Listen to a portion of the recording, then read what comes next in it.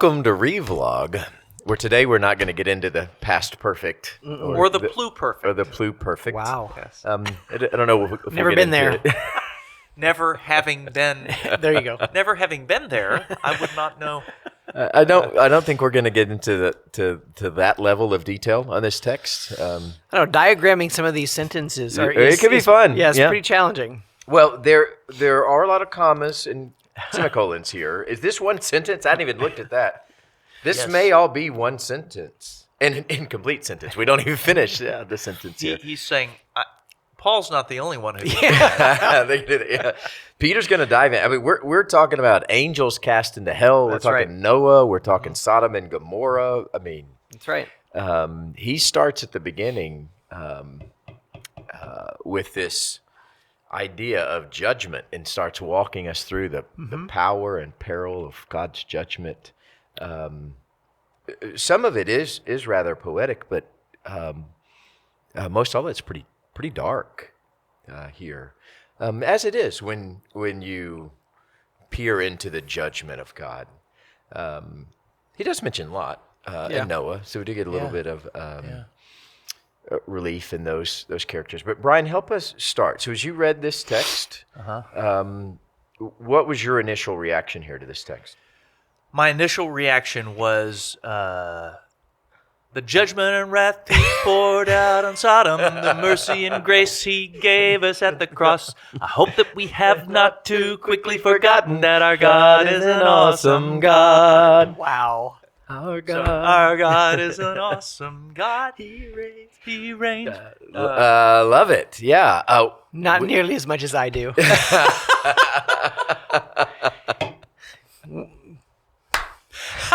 The slow clap.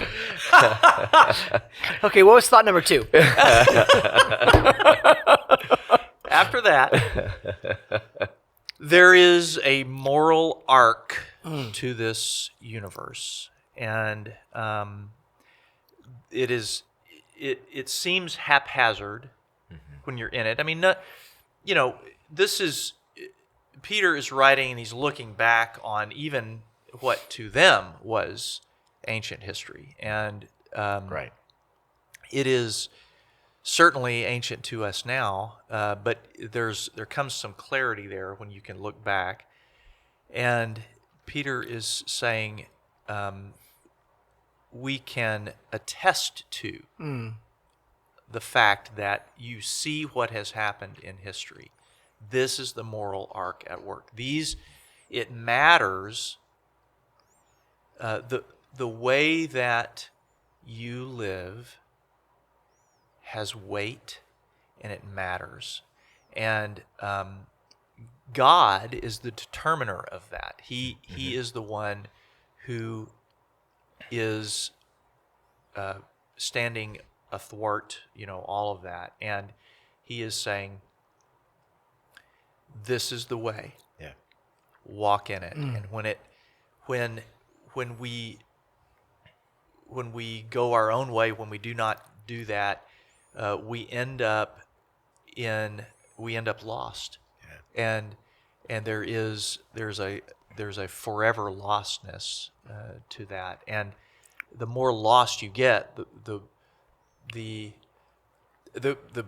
longer you live as if something doesn't matter, the more lost you get. And the harder it is to find your way back. And so there is this moral arc. And people who suffer will be vindicated. People who are wronged, things will be set to rights. Yeah. So you don't, it's not just this free-for-all, survival of the fittest.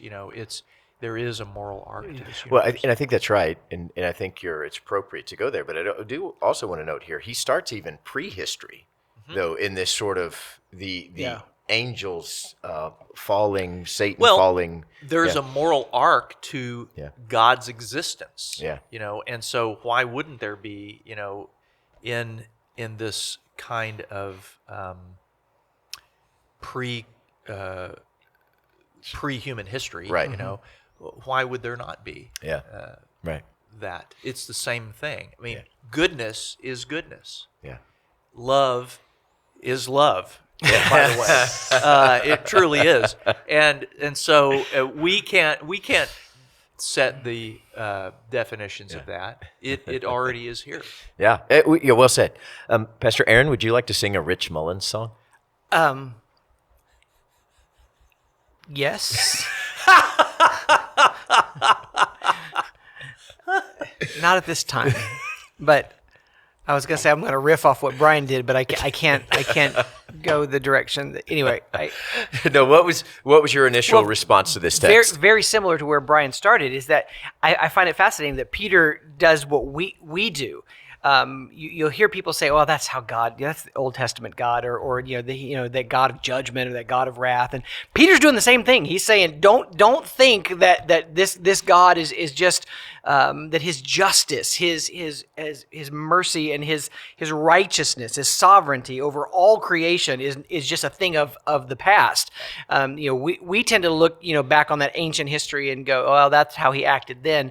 But Peter's using this as you say, as this compass through that arc of time and creation and cosmos to say He has always been a just God, and He is always, the righteousness of his those that have followed Him has come through, not without peril. I mean, you look at Lot. I mean, it was not an easy journey that he had to follow. I mean, and he just talks about his heart being just torn in two by he was looking for righteousness around him and found none.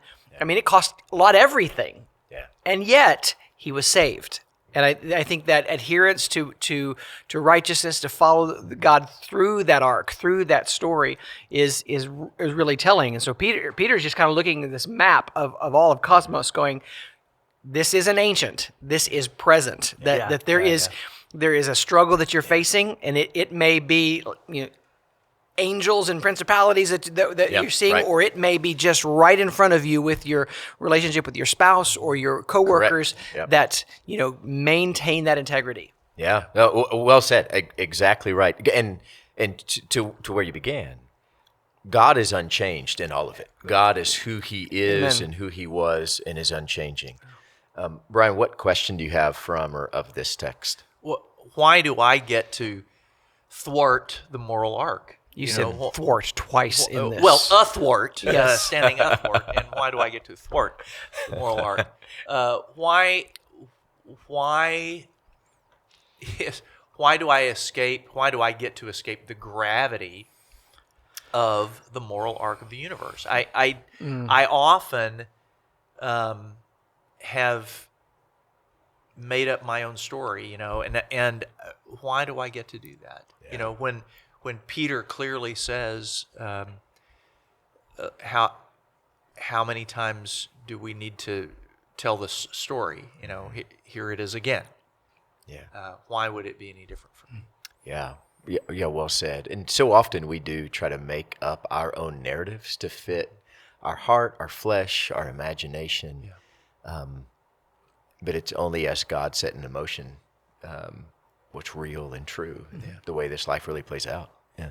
Aaron, what about for you? What question do you have from the text? I think I want to look kind of at a 30,000-foot view for us. Like, how do we help people see that amidst all of the chaos, all of the wrong, the injustice, to help them to understand that their moral compass is unchanging and unwavering? How can we help them see that to navigate through that darkness is not lost on the Lord, and He will be with them and guide them through it, and that regardless of what they see around them, that they maintain true north. How do we help them see that?